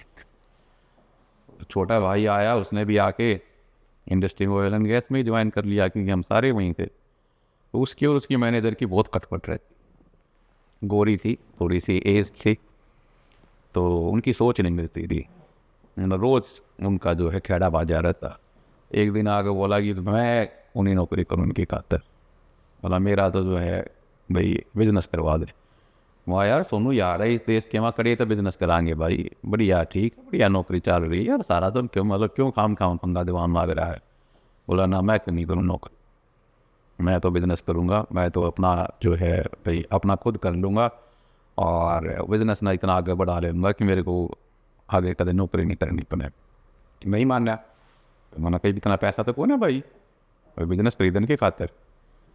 तो मैं सनकोर में नौकरी करता था, पेट्रो कनाडा जो है वो सनकोर ही ओन करता था। मेरे को एम्प्लॉय रेफरल प्रोग्राम के ऊपर फिर मैंने सबसे पहले लॉयर मिनिस्टर के अंदर पेट्रो कनाडा की साइट। तो मेरे पास पैसे नहीं थे, मैंने कुछ लोन वोन लिया, कुछ यार दोस्तों से लिया। मैं ना मानता, छोटा भाई लेकर तो देनी ही पड़ेगी। 600 किलोमीटर दूर थी वो साइट। वहाँ से हमने 2011 में हमने पहली साइट खरीदी थी। 2011 में हमने बिजनेस की शुरुआत की। फिर हमने 2-3 साल में एक ऐसा मॉडल बनाया, उस पर मेहनत करिए कि जिस मॉडल में हम मैनेज कर सके, रेदर देन कि हम खुद ही उसमें इन्वॉल्व होकर उस पर काम करे जाए। जब वो मॉडल हमारा सक्सेसफुल हो गया, जब तक ऑलरेडी हम 3 साइटें ले चुके थे, तो वो हम अपना जो है ये लगाइए कि टेस्टिंग करते रहे। तो जब लगा कि हमारी टेस्टिंग सक्सेसफुल हो गई है, फिर तो मॉडल को कॉपी पेस्ट करना था। तो वहाँ से जो है फिर हम ग्रो करते चलेंगे। अब जी कनाडा में अब लोग वापस जा रहे हैं, कुछ लोग शायद थोड़ा ज़्यादा डर गए, क्योंकि कनाडा ऐसा नहीं था पहले 2.5 साल पहले। मुझे लगता है 2.5-3 साल पहले कुछ और था। अब लोगों का, तो जो लोग जा रहे हैं उनके लिए कुछ आप बता सकते हो कि भाई जाने से पहले क्या एक और चीज़ करके देखें कि भाई आखिरी अटेम्प्ट। कुछ लोगों को देखा होगा, आपने सुना भी होगा शायद।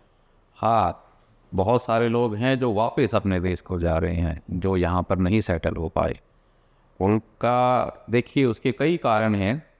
एक तो उनकी जो एक्सपेक्टेशंस हैं कि एकदम से जो कुछ लोग आते हैं वो चाहते हैं कि हम तो सिर्फ वाइट कॉलर जॉब ही करेंगे, हम जो है हम मेहनत नहीं करेंगे, और हम अपनी लाइफ को इनिशियल स्टेज से नहीं शुरुआत करेंगे। जब आप अपना देश छोड़ के आते हैं तो आपको, चाहे आप कितने भी बड़े अरबपति हों, करोड़पति हों, कुछ भी हो, आपको ज़िंदगी की शुरुआत बॉटम से करनी पड़ती है। सीखने का ज़्यादा मौका मिलता है। नो वे, आप अगर किसी दूसरे देश की धरती पर जा रहे हैं तो आप वहाँ जाकर बगैर मेहनत करे सक्सेस हो सके, अनलेस अनटिल कि आप अपने देश में रहते हुए आपने अपने पैर जमाने से पहले वहाँ पर एस्टेब्लिशमेंट कर ली है। आप आके करेंगे तो यस आपको 4-5 साल तो देने के मतलब आपको एक बार तो मेहनत कनाडा ने करवानी है। करवानी। किसी की भी हिस्ट्री को उठा के देख लीजिए, पूरे एंटायर कनाडा में या आप यूएस में, नॉर्थ अमेरिका में, किसी में भी देख लीजिए, ऐसा कोई इंसान नहीं है, चाहे वो बिलियनियर था चाहे मिलियनियर था, कि जिसने बैठे बिठाए सब कुछ कर लिया। आप कहीं जाए, आप यहाँ से अगर हम सपोज करें आप मैक्सिको में काम शुरू करते हैं, दुबई में काम शुरू करते हैं, आपसे अगर आप वहाँ मूव हो गए तो आपको मेहनत करनी पड़ेगी, या आप यहाँ बैठ के अपनी एस्टेब्लिशमेंट कर लीजिए। जब आपको लग जाए कि यहाँ बेसिकली जो आपका कि वो जो आपने प्रोजेक्ट शुरू किया है उसका इनकम लेवल अब इस लेवल पे पहुँच गया है कि आप वहाँ जाकर रह सकते हैं, फिर आप वहाँ जाएँ। तो दोनों ऑप्शन में से मर्जी आपकी है, या तो आप जाके मेहनत करेंगे या फिर आप उससे पहले इन्वेस्ट करके अपने आप को लायक बनाए। अगर आपने नौकरी करनी है तो भी नौकरी तो फिर आपको उसी के अकॉर्डिंग करनी पड़ेगी जो मार्केट में अवेलेबल है। जैसे हमने इनिशियल बात की थी आपसे ना, कि आप कह रहे थे कि अगर मैं इंडिया में होता तो इतना सब कुछ ना कर पाता, और यहाँ पे आप सब कुछ कर पाए, तो क्या वहाँ पे कुछ लोग हैं जो यहाँ पे आके शायद उनको अपने अंदर कुछ ऐसी क्वालिटी इंटीग्रेट करनी है जिससे कि अगर वो उसे करें तो आपकी तरह कुछ कर पाए, तो कौन सी क्वालिटी जो है वो उनको लेकर ही आनी है अपने साथ? देखिए, यहाँ सक्सेस ईजिली मिल जाता है क्योंकि यहाँ पर फेयरनेस सिस्टम है, करप्शन नहीं है। आप जो करना चाहते हैं, आपको किसी को पैसे नहीं खिलाने, आपको किसी की सिफारिश नहीं लगवाना, आपने सिर्फ अपने आप को प्रूव करना है। आप जब इस देश में आते हैं और अगर आपको सक्सेस लेना है तो आप सबसे पहले तो ये देखिए कि आप करना क्या चाहते हैं। आप नौकरी करना चाहते हैं या बिजनेस करना चाहते हैं? अगर बिजनेस करना चाहते हैं तो कौन सा बिजनेस करना चाहते हैं? इंडिया का बिजनेस और यहाँ का बिजनेस मॉडल बिल्कुल डिफरेंट है। वो कैश बेस्ड इंडस्ट्री है, ये क्रेडिट बेस्ड इंडस्ट्री है। यहाँ पर उधार का कोई सिस्टम नहीं होता, इसी वजह से यहाँ के बिजनेस सक्सेसफुल। हमारे देश के अंदर कैश के अंदर सामान खरीदा जाता है, फिर उधार के ऊपर सामान बेचा जाता है, यानी कि जो है आपकी बुक्स के अंदर ऑलमोस्ट हेरा फेरी चलती है। कनाडा में आपके बुक्स में हेरा फेरी नहीं चलती, आपके पास जो है सब कुछ एक नंबर का है। यहाँ 2 नंबर में ऐसा कुछ नहीं होता। तो आपको सबसे पहले तो ये स्टडी करना पड़ेगा कि भाई इन दोनों देशों के बिजनेस मॉडल्स में फ़र्क क्या है, फिर आपकी कैपेसिटी क्या है, आप कितना पैसा लगाना चाहते हैं, किस इंडस्ट्री में लगाना चाहते हैं। हाँ, अगर गाइडेंस चाहिए कोई बात नहीं, आप बताएं हमें, आपको मदद की ज़रूरत है, हम आपकी डेफिनेटली मदद करेंगे। बट हाँ, गिव अप नहीं करना कभी भी। इंसान जो होता है वो गिव अप के लिए नहीं बना। अगर आप जिस दिन आपने गिव अप कर दिया तो इट मीन्स कि आपने उस दिन हार मान ली। अगर आप हार ही गए तो फिर आप राजा किस बात के? राजा तो वो है जो चारों तरफ से गिरने के बाद भी लड़ाई करता है, कोई हमें हरा के दिखाए।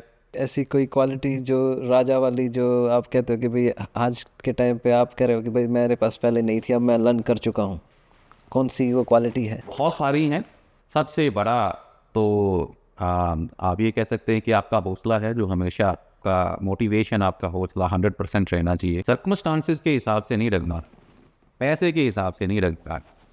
आज पैसा कम है तो वो पैसा मेरी ज़िंदगी के अंदर कोई मैटर नहीं करता। मेरे पास कभी नहीं था, मैं जब भी बहुत हैप्पी इंसान था, मेरे पास भगवान ने दिया, मैं आज भी बहुत अच्छे इंसान हूँ। कल को और आगे जाएंगे जब भी हैप्पी रहेंगे, कोई प्लस माइनस हुई जब भी कोई दिक्कत वाली बात। दूसरी बात है कि फिर आपकी डीलिंग्स, आप कितना अपने आप को, कुछ लोग क्या करते हैं कि वो अपनी टीम को जो है साथ में नहीं लेके चलते, या फिर जो है अपने एम्प्लॉयज़ को सपोर्ट नहीं करते। आज मेरे पास करीबन 800 एम्प्लॉय हमारे लिए काम करते हैं, जिसमें से 300-400 बच्चे तो जाटों के हैं। मैं अपने बच्चों को प्रेफरेंस भी देता हूँ। लोग मुझे कहते भी हैं, कहता तो डिस्क्रिमिनेशन करता, मैं नहीं डिस्क्रिमिनेशन नहीं करता। मैं ये कहता हूँ मैं फेवर करता हूँ, मैं उन बच्चों का फेवर करता हूँ जिन बच्चों के लिए मार्केट के अंदर अपॉर्चुनिटीज़ कम हैं, और मैं कोशिश करता हूँ उनको वो कैरियर पाथ देने की जिस पे आगे जाके वो सक्सेस हो सके। ताऊ वाला बिहेवियर करते हो एक्चुअली। बिहेवियर आप कह सकते हैं। तो ये जो चीज़ है ये यहीं से सीखी ना। हाँ। अपने बच्चों को फेवर करना, उनके लिए हेल्प करना।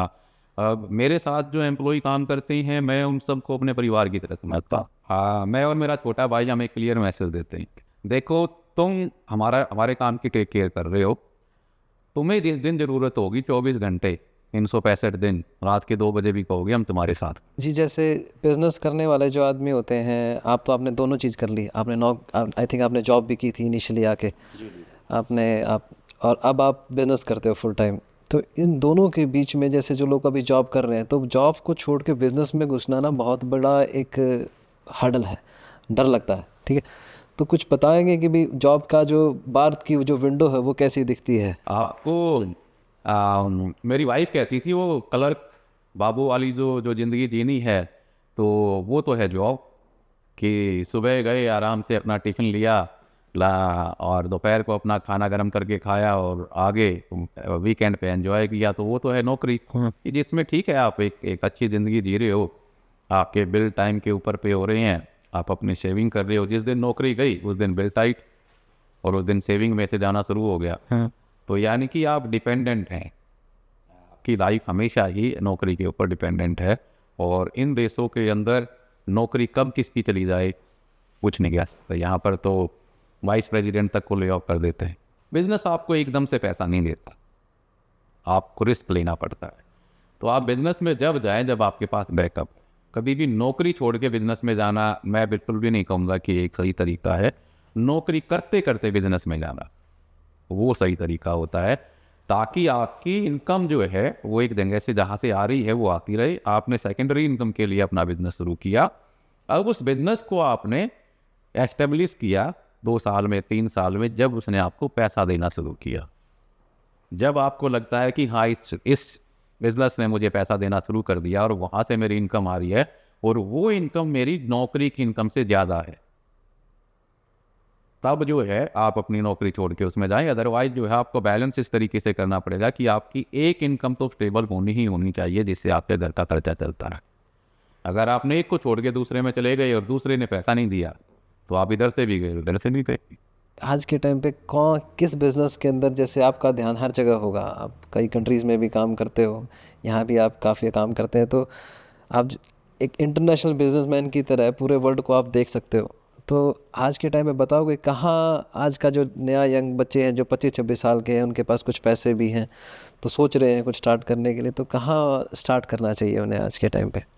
देखिए दीपक, जो करंट इकोनॉमी को अगर आप स्टडी करेंगे ना, पूरा एनालाइज करेंगे, तो उसमें जो आज के टाइम के ऊपर सबसे बढ़िया इंडस्ट्री है, अपने सिर्फ कनाडा में ही नहीं पूरे वर्ल्ड में देखिए, वो है फूड इंडस्ट्री। चाहे रिसेशन आए, चाहे इकोनॉमी स्लो जाए, चाहे कुछ भी आए, खाने की डिमांड नहीं कम, खाने की डिमांड कॉन्टीन्यूसली बढ़ती है।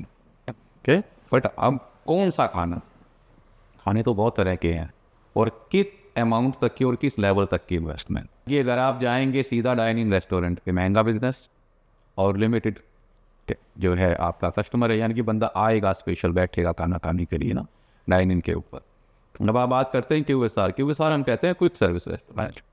क्विक सर्विस रेस्टोरेंट यानी कि जहाँ पर आपकी कैजुअल डाइनिंग, बैठना है तो बैठो, नहीं तो टेक आउट, टिम होटल, Subway, KFC, Dairy Queen, Burger King, pizza 73, pizza, ये जो कंसेप्ट है कि जहाँ पर आप आए, आपका क्विक जो है, आपने आया, आपने ऑर्डर किया, आपने ड्राइव थ्रू से लिया, आप अंदर भी आए तो आपको सर्व नहीं किया, आप अपना ऑर्डर कर रहे हैं, आप अपना पिक कर रहे हैं। तो ये जो इंडस्ट्री है, ये इंडस्ट्री कॉन्टीन्यूसली ग्रो कर रही है। इस इंडस्ट्री का ग्राफ कॉन्टीन्यूसली बढ़ता जा रहा है और आने वाले टाइम में भी बढ़ता रहेगा। तो this is the right way कि अगर आप पैसा इन्वेस्ट करना चाहते हैं, आप पैसा इन्वेस्ट करें फूड इंडस्ट्री में, बस उस जगह के ऊपर जहाँ पर पैसा कम लगे और आपकी रिटर्न आ सके। आप ऐसा ब्रांड चूज करें जिस ब्रांड से आपको अप्रूवल मिल सके, और छोटे रेस्टोरेंट पे जाएं, भाई एकदम से बड़े के ऊपर मत जाएं जहाँ से फिर आपको आप सीख जाएंगे। अगर एक रेस्टोरेंट ने आपको आपकी सेल का 10% प्रॉफिट भी दे दिया आपको जो है, तो आपको वहाँ से इनकम स्टार्ट हो जाएगी और आप आहिस्ता आहिस्ता उसी पैसे को सेव करके आगे बढ़ सकते हैं। तो इसीलिए एक ये ऑप्शन है। बाकी डिपेंड करता है लोगों की सोच के ऊपर और वो किस इंडस्ट्री के अंदर काम करना चाहते हैं। IT एक अच्छा ऑप्शन है, बट अब कौन हो गया और दूसरा बंदा IT के अंदर घुसा हुआ है, तो it's a big challenge right.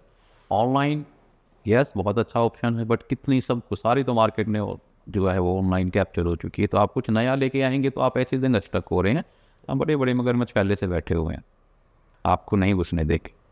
कुछ ऐसा करें कि जहाँ जो आप मैनेज कर सकें, और हाँ फिर आप अपने आप को प्रूव करें, आप में कैपेसिटी है। तो वर्ल्ड का ट्रेंड है कि हर कुछ सालों के बाद हर बड़े इंसान की रिप्लेसमेंट आ जाती है। तो एक समय था जब बिल गेट्स साहब जो है वो सबसे बड़े थे, तो उसके बाद रिप्लेसमेंट आई, राइट। ऐसे ही आने वाले समय में रिप्लेसमेंट्स आती रहेंगी, इंडस्ट्री चेंज होती रहेगी। तो वो अब आपको देखना है कि आपने क्या करना है और आपको कहाँ तक पहुँचना है। आपके जैसे हरियाणा से अपने आप काफ़ी लोग आने लग गए, तो कितने पैसे उनके पास हों जब वो आए और उन्होंने अगर बिज़नेस स्टार्ट करना है तो साथ में लेके आएँ, क्योंकि यहाँ पे आके जो स्ट्रगल है ना जी, वो अब कई बार क्या होता है, लोगों को जिनको वापस जाना पड़ा ना, वो प्रिपेयर्ड नहीं आए थे। तो कितने पैसे हों उसके पास आने से पहले? देखिए दीपक, दरअसल जो लोग कनाडा में सेटल होने आ रहे हैं वो सभी के सभी मिडिल क्लास लोग हैं, upper middle class, lower middle class type.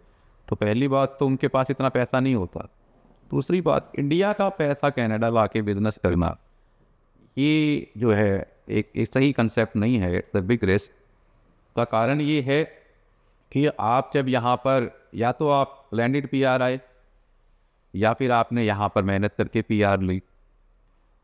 तो अगर आप लैंडेड पीआर आते हैं तो आपकी क्रेडिट हिस्ट्री नहीं है, आपको बैंक नहीं बॉन्ड, यानी कि आपको 100% इन्वेस्टमेंट आपकी करनी पड़ेगी। फिर दूसरा, आपको ये नहीं पता कि यहाँ का बिजनेस मॉडल क्या है।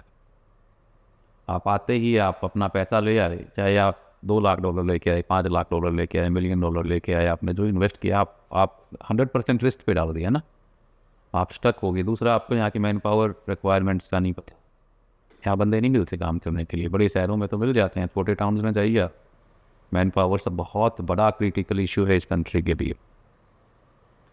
तो आपको पहले आके इस कंट्री के अंदर ये सारी चीज़ें देखनी पड़ेंगी, स्टडी करना पड़ेगा। तो आप आएँ, 1 साल काम करें।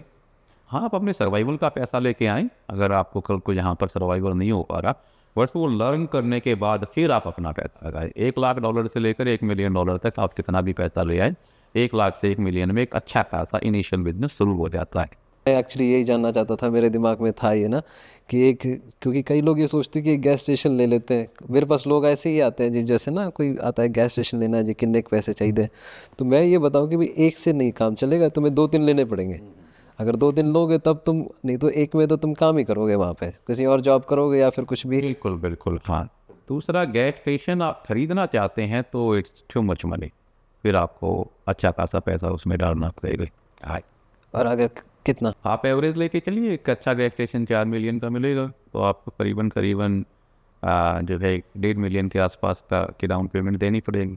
एक 4 मिलियन का अगर मामले ले लेते हैं, जैसे कि कितनी कैप रेट वगैरह आप, बढ़िया कैप रेट मानी जाती है? तो प्राइस है वो डिपेंड करता है वॉल्यूम के ऊपर, कि आपकी सेल क्या है और आपका मार्जिन क्या है उस एरिया के अंदर। फिर उस मार्जिन से आपके एक्सपेंसेस कितने हैं, फिर आपकी टैंक कितने पुराने हैं, आपकी लाइबिलिटीज़ कितनी क्लियर हैं, आगे कितनी लाइबिलिटीज़ बनेंगी। तो पूरी आप स्टडी करेंगे। फिर ऊपर से गैस स्टेशन मार्केट आने वाले समय के अंदर डिक्लाइन की साइड में जा रही है, तो आप अपना पैसा एक ऐसी जगह लगा रहे हैं यानी कि जहाँ पर वॉल्यूम आगे गिरेगा, बढ़ेगा नहीं। वही पैसा अगर आप किसी दूसरी इंडस्ट्री में लगाएंगे, यानी कि $4 मिलियन अगर आप फूड इंडस्ट्री में लगाएंगे, एवरेज अगर कोई रेस्टोरेंट आपने $1 मिलियन के हिसाब से भी लिया तो 4 रेस्टोरेंट खरीद रहे हैं। तो 4 रेस्टोरेंट की इनकम और वर्सेस एक गैस स्टेशन की इनकम में तो बहुत ज़्यादा फ़र्क है। बट क्या आपकी कैपेसिटी है 4 रेस्टोरेंट को रन करने की? क्या आप वो स्टाफ मैनेज कर पाएंगे? क्या आप इतना स्टाफ लेके आ पाएंगे? तो वहीं पर कम पैसे के अंदर आप ऐसी जगह पर पैसा लगाए जहाँ से आप पहले उसको रन करें, मैनेज करें, फिर उस पैसे को आगे लगा लें। तो यू शुड बी स्मार्ट कि आप अपने पैसे को कहाँ डाल रहे हैं। लोगों की सोच जो है वो ठीक है, वो ये कह देते हैं कि यार ये पेट्रोल पंप का धंधा ना ज़बरदस्त है, हाँ, तो ये काम तो करना चाहिए। बट उस पेट्रोल पंप के बिजनेस में, उस धंधे में पैसा कितना, क्या रिटर्न दे रहा है? बट क्या अभी आज तक तो ठीक है, आने वाले टाइम में हर जगह यही चार्जेस लग रहे हैं। वही जो कह रहे हैं भी 2035 तक जो गाड़ियों का इनका प्रोडक्शन ही बंद होगा, गवर्नमेंट के प्लान्स हैं। तो आज से 10 साल बाद फिर जो ये गैस इंडस्ट्री है, जो गैस स्टेशन इंडस्ट्री है, ये रीसेप होंगी। ये साहब जो गैस स्टेशन हैं वो मोस्टली जो है इलेक्ट्रिक चार्जिंग स्टेशन में बदल दिए जाएंगे। अब जहाँ पर अगर आप देखेंगे कि किसी गैस स्टेशन पे 10 डिस्पेंसर्स हैं तो उनमें से 2 डिस्पेंसर रह जाएंगे, बाकी जो है वो रिप्लेस कर दिए जाएंगे। तो फिर आपके पास जो पैसा आएगा वो आपका फास्ट चार्जिंग का जो है वो पैसा आ रहा है। ऊपर से कन्वीनियंस स्टोर की जो मार्केट है उसमें एवरेज 50% सेल टबैको और सिगरेट की होती है। तो गवर्नमेंट ने ये भी अनाउंस किया, इवन टबैको कंपनीज ने बोल दिया है कि 10 साल के बाद कनाडा जो है वो टबैको फ्री हो जाएगा, सेम जैसे कि यूरोप है, कि फिजिकल टबैको जो है वो मार्केट से चला जाएगा। आपका जो ई सिगरेट स्टाइल का जो टबैको है वो आपका मार्केट के अंदर रह जाएगा, यानी कि दोनों इंडस्ट्री डिक्लाइन है। सी स्टोर की सील क्यों गिर रही है? क्योंकि टबैको खत्म होता जा रहा है। गैसोलीन की क्यों गिर रही है? क्योंकि इलेक्ट्रिक व्हीकल आ गए और आने वाले टाइम के अंदर और मेजर चेंजेस आते जा रहे हैं। तो पैसा ऐसी जगह लगाए जहाँ से आपको गारंटीड रेट, यानी कि जहाँ आप ग्रो कर रहे हैं। आप अगर कोई बंदा गैस स्टेशन आज के टाइम के ऊपर गैस स्टेशन खरीदने में अपना पैसा लगा रहा है, तो हाँ वो 5, 7, 10 साल तक तो ठीक ठाक हो सकता है कमा ले, बट इवेंचुअली वो ग्राफ डाउन जाएगी। ये इंडस्ट्री आहिस्ता आहिस्ता एक रीमॉडल हुई। तो आपको लगता है कि इसको अभी जो इलेक्ट्रिसिटी वाली जो गाड़ियाँ वगैरह आ रही हैं, तो ये गैस स्टेशन का जो एरिया है उसके अंदर फिट हो जाएगा इतना? आई थिंक उसके लिए पार्किंग बहुत लंबी चाहिए। आप 1 घंटे के अंदर मुझे लगता है कि जितना तेल डिस्पेंस कर देते हो, इतनी एनर्जी को अगर काउंट करो तो इलेक्ट्रिक इतना दे नहीं पा रही है, तो उसको चार्जिंग के लिए एटलीस्ट आधा घंटा 1 घंटा फुल चाहिए। हो सकता है कि एडवांस भी हो जाएगा नेक्स्ट 5 ईयर्स के अंदर, तो मैं तब भी 15 मिनट तो हो गई ही होगी। है ना, देखिए वो ये तो गैस स्टेशन सुपर चार्जर की कैपेसिटी बढ़ती चली जाएगी। अगर 2035 में गैसोलीन और डीजल की गाड़ियां बंद होती हैं तो मार्केट से थोड़ी निकल जाएंगी, उनको अनदर 10 साल लगेंगे, यानी कि 20 साल में जब कहीं जाकर, यानी कि 2035 से 2045 का जो साल आएगा, उस दौरान फिर ये गाड़ियां कम होना शुरू होंगी मार्केट से। 2045 तक तो पता नहीं क्या चीज़ें हो चुकी होंगी, फिर कितना कुछ बदल चुका होगा, बट हाँ ये इंडस्ट्री कम्प्लीटली रीमॉडल हो जाएगी। आप कुछ आइडिया देंगे रिमॉडल होकर क्या होगा? अभी जो फिलहाल के जो चांसेस हैं उसके हिसाब से तो इलेक्ट्रिक स्टेशंस के ऊपर जो है वो चेंजेस आ जाएंगे। कन्वीनियंस स्टोर्स के अंदर टबैको वाला सेक्शंस कम्प्लीटली चेंज हो जाएगा। बाकी तो जो जनरल जो चीज़ें हैं वो तो चलती ही रहेंगी। तो महंगाई बढ़ेगी ऑफ कोर्स, जब आपका कोई इंडस्ट्री डाउन जाती है, मार्जिन्स कम होते हैं तो खर्चे तो उतने ही हैं, बैंक की तो किस्तें फिर भी आनी है, लेबर कॉन्टीन्यूसली बढ़ती जा रही है, हर साल गवर्नमेंट मिनिमम वेजेस को बढ़ाती जा रही है, तो इसलिए वो महंगाई बढ़ती चली जाएगी, इंडस्ट्री डाउनग्रेड होती चली जाएगी, फिर कोई दूसरी इंडस्ट्री आके उसे ओवरटेक कर लेगी। पहले कोयला होता था, कोयले को गैसोलीन ने ओवरटेक किया, कोयला ख़त्म हो गया, गैसोलीन को आज इलेक्ट्रिक ओवरटेक कर रही है, इलेक्ट्रिक को कुछ और ओवरटेक कर लेगा। आप ये देखिए कि जो इलेक्ट्रिक गाड़ियाँ हैं उसका पूरे का पूरा बेस जो है वो बैटरी है। अब 10 साल 15 साल के बाद जब इन बैटरियों को आप डिस्पोज ऑफ करना कहाँ करोगे?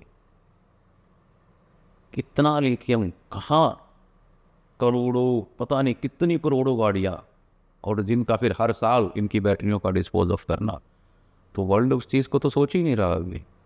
अब जब वो सर्कमस्टांसेस आएंगे तो उसके बाद कुछ और सोल्यूशन आएंगे। जहाँ ये टेक्नोलॉजी जाए बढ़ेगी तो लिथियम को भी डिस्ट्रॉय कर लेंगे, वो मुझे लगता है कुछ ना कुछ तो ऐसा होगा ही, क्योंकि जब आवश्यकता आविष्कार की जननी है जी जी, तो कुछ ना कुछ तो करना ही पड़ेगा। पर वो आप मैनेजमेंट बढ़ जाएगा। पर कुछ ना कुछ तो बढ़ना ही शुरू हो रहा है ना, जैसे जिस तरह से आप बोल रहे हो तो बहुत आंखें खुल रही हैं जी। तो अब फ़िलहाल जी अगर आपके पास $4 मिलियन हो गैस स्टेशन के अलावा, आप कहाँ इन्वेस्ट करेंगे? मेरा देखिए, जो अब हम लोग, मेरे जितने जो प्रोजेक्ट हैं, अब आज तक के जो हमारे प्रोजेक्ट थे, बेसिकली 31 दिसंबर 2024 तक के जो हमारे प्रोजेक्ट चल रहे थे गैस स्टेशन के, मैं सिर्फ उनको कंप्लीट कर रहा हूँ, मैं नए गैस स्टेशन नहीं डेवलप कर रहा। अब हमने पूरे का पूरा हमारा फोकस फूड इंडस्ट्री पे है। अब जो है हम QSRs के अलावा हम प्राइवेट रेस्टोरेंट्स भी की इंडस्ट्री में भी आ गए हैं। तो हमें जो इवन ऑल ओवर कनाडा, चाहे कहीं पर भी कोई भी अगर अच्छा रेस्टोरेंट हमें नज़र आता है तो हम वो प्रेफर करते हैं कि हम उनसे ख़रीद के and then we will grow up in the food industry. और आने वाले समय में जो है मेरा टारगेट US का भी है कि हम US के अंदर भी अपने पाँव जमाएँ। एशिया में भी जो है हम दुबई में हमारे कुछ प्रोजेक्ट चल रहे हैं, उनको हम कंप्लीट करेंगे। तो बट गैस स्टेशन और कन्वीनियंस स्टोर्स के फ्यूचर प्रोजेक्ट्स को हमने पॉज कर दिया है और हम आगे इन प्रोजेक्ट्स पे अब फर्दर पैसा नहीं डालेंगे। जी, दुबई के बारे में आपने बताया। ज़्यादातर जैसे यहाँ से कई लोग जो हैं दुबई पहले आ रहे थे, अब दुबई जा रहे हैं।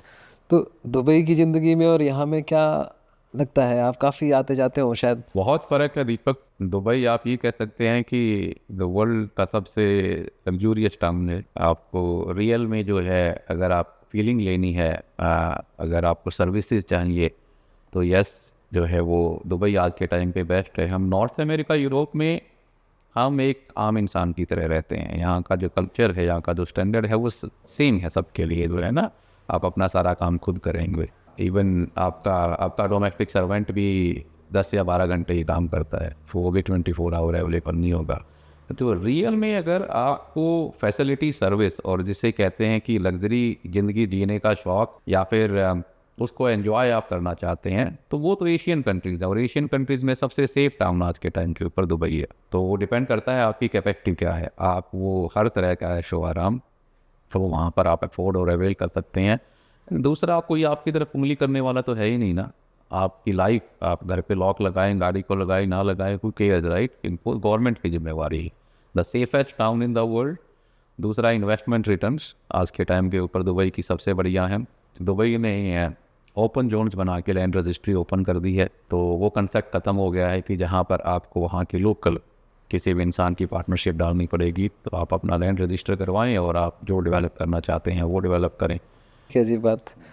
एक मुझे बताइए, क्योंकि आप यहाँ पे भी काफ़ी बिजनेस करते हैं जी, दुबई के बारे में भी आपके पास इन्फॉर्मेशन है, तो मैं वैसे यहाँ की इंडस्ट्री के बारे में बता देता हूँ। जैसे जो मुझे महसूस होता है ना, वहाँ पे सब कुछ, आप जाओ किसी के पास, आपको एक जगह पे जाके सब मिल जाएगा। जैसे अगर आपने वहाँ पे कंस्ट्रक्शन का काम करना है, तो आपके पास बंदे ऐसे मिल जाएंगे जो कि आपको शुरू से आपको सिर्फ पैसा ही लगाना है और आपको पूरी मशीन का स्ट्रक्चर बता देंगे वो, कि भाई ये आपका स्टार्ट होगा और ये आपका एंड होगा, तो आपके पास इतना प्रॉफिट मिल जाएगा आपको। ये कनाडा में नहीं है।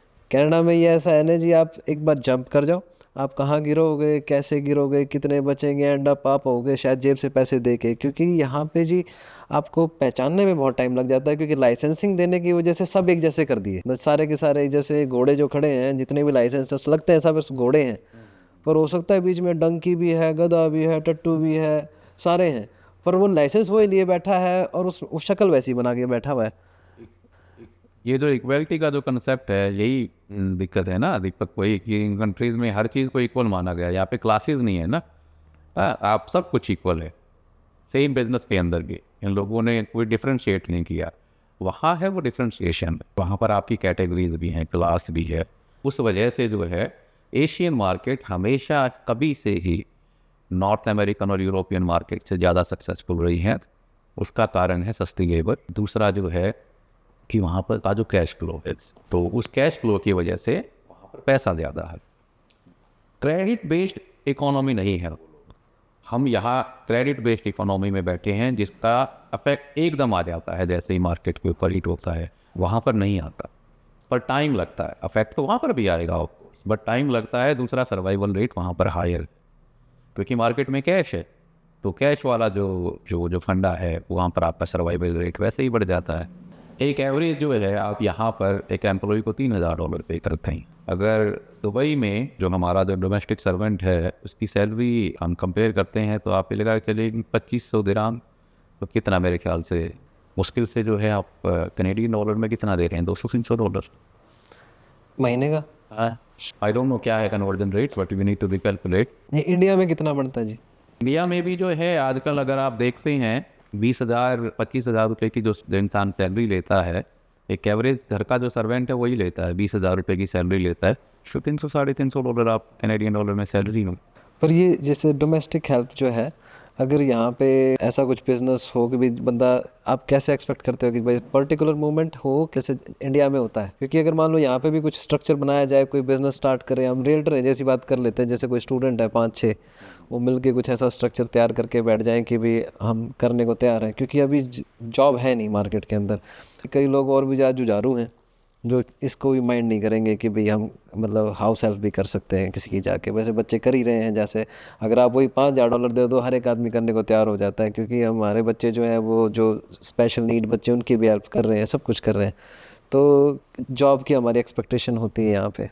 यहाँ कनाडा के अंदर देखिए, यहाँ का जो कल्चर है और यहाँ का जो गवर्नमेंट का सिस्टम है, उस सिस्टम के अंदर इन्होंने जो इक्वलिटी रखी है, उस इक्वलिटी और पर आवर की वेजेस के अकॉर्डिंगली वो चीज़ें यहाँ अप्लाई ही नहीं हो सकती। हम कोशिश भी कर लेंगे जब भी वो चीज़ अप्लाई नहीं होती। फिर दूसरा, लिमिटेड पॉपुलेशन बेस्ड कंट्री, वहाँ पर हमारी ओवर पॉपुलेशन है। ओवर पॉपुलेशन की वजह से हर चीज़ सस्ती है, लेबर सस्ती है, हर चीज़ सस्ती है।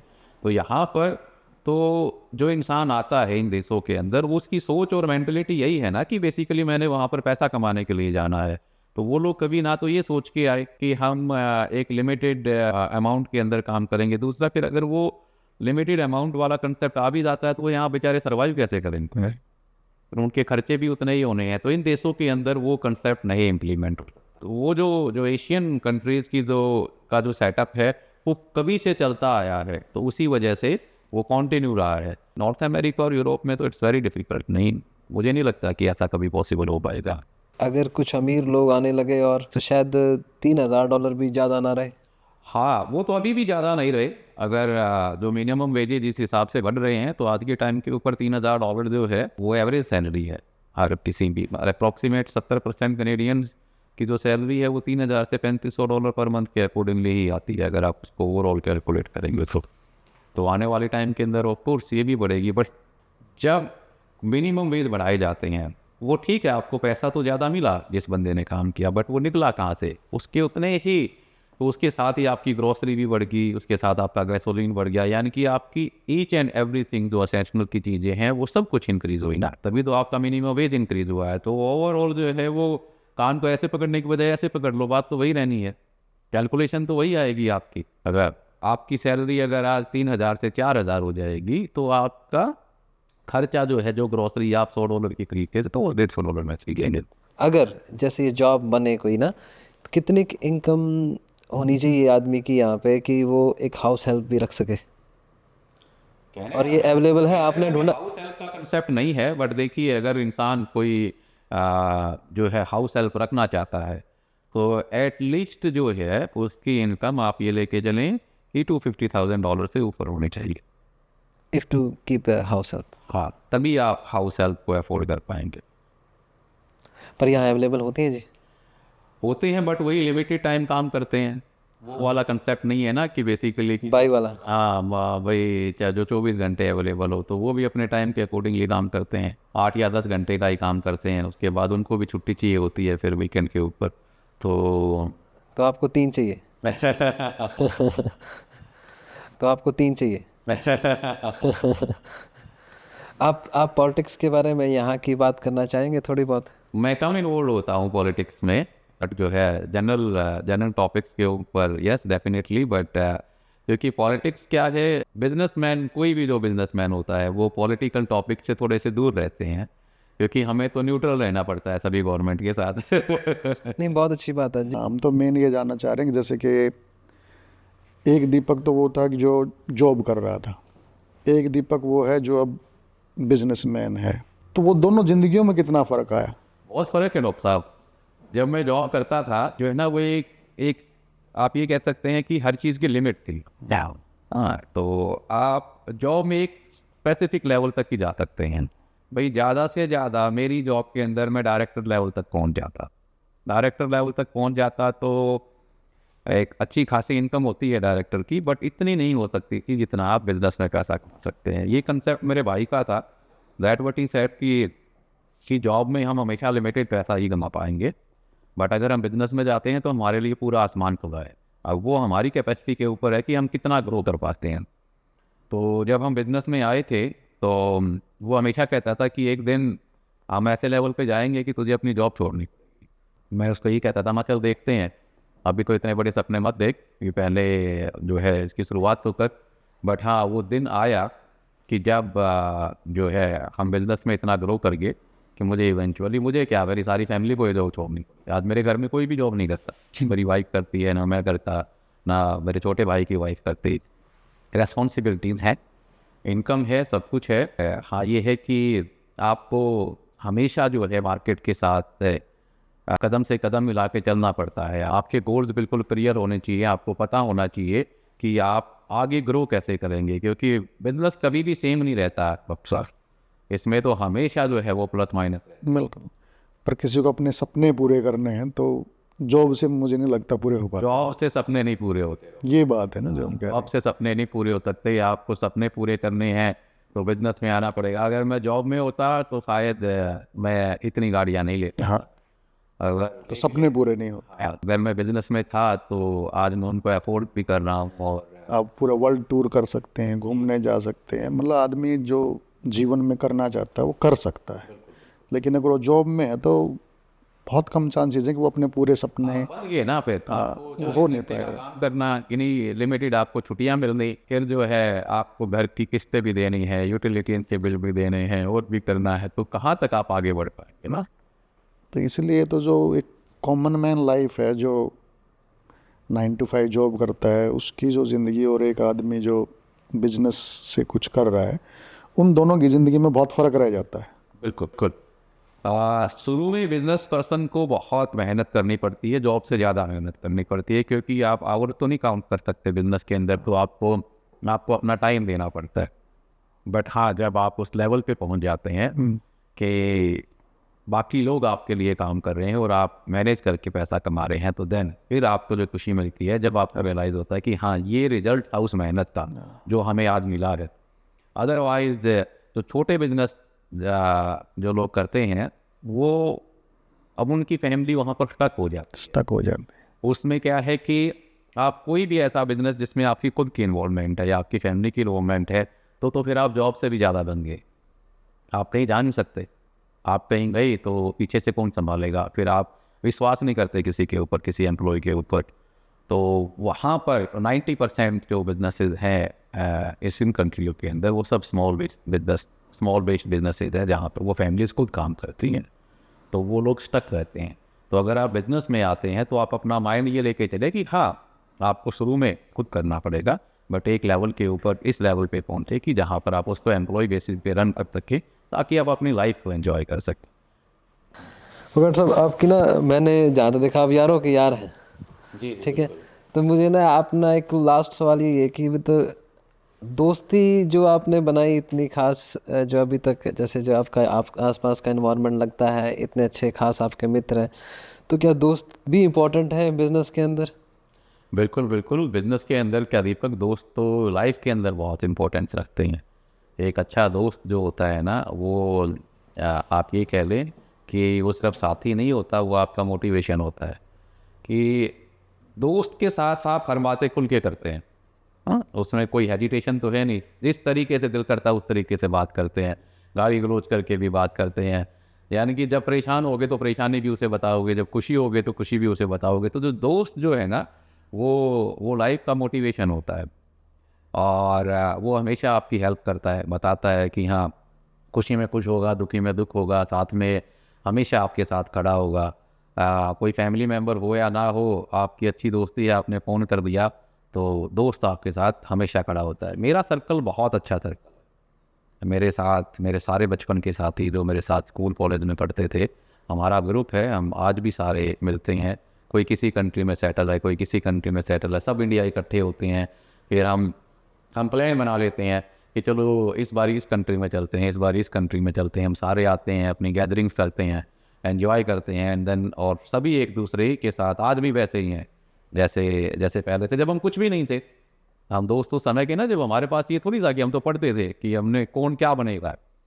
तो आज हर बंदा मोस्टली सक्सेसफुल है, जो नहीं है हम उनको भी साथ लेके चलते हैं, फिर उनको हम हेल्प करते हैं सक्सेस करने के लिए कि ठीक है उसको सहारा लगा दिया, उसको गाइड कर दिया, उसको किसी प्रोजेक्ट में डाल दिया, उसकी कहीं पर इन्वेस्टमेंट करवा दी, उसके बच्चे की शादी थी उसमें हेल्प कर दी, और जो हम कर सकते हैं।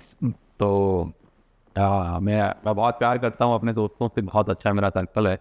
और एक किस्म से आप ये कह सकते हैं कि वो रिचार्ज का काम करते हैं। वेरी आपके बुरे टाइम के अंदर जो है दोस्त आपका रिचार्ज का काम करते हैं। Thank you so much Phogat साहब, आप आए ना जी, वैसे आपसे वैसे नहीं बातचीत करके अब आपकी सिंगल अटेंशन लेके भी बहुत अच्छा लगा। जब आप बात कर रहे थे तो आप आंखों में जैसे डाल के बताते हो तो आप इन्फॉर्मेशन दे रहे होते हैं, तो ये बड़ा इन्फॉर्मेशन जी बहुत ताकतवर बनाती है। और जी एक दूसरे से जुड़िए, हम कोशिश कर रहे हैं कि हम एक दूसरे के साथ और मिलें और एक दूसरे से सीखें सब के सब। नहीं, thank you Deepak, thank you doctor साहब। मैं जाने से पहले एक मैसेज दूंगा कि ये जो ग्रुप है फॉर्चून रियल एस्टेट का ग्रुप, प्लीज़ एवरीवन इसको सपोर्ट करें। दीपक जागलान जो है वो इसे रन करते हैं और मैं तो ये कहूँगा कि he is one of the best realtor इस पूरे एरिया के अंदर। तो मैं दीपक आपके साथ हूँ और ऑफ कोर्स सारे जितने बड़े बिजनेसमैन हैं वो सब आपके साथ हैं। तो बाकी जो जितने और हमारे भाई बहन हैं जो इसको देख रहे हैं, आप सभी आइए जुड़िए दीपक के साथ and we all will be together. Thank you so much.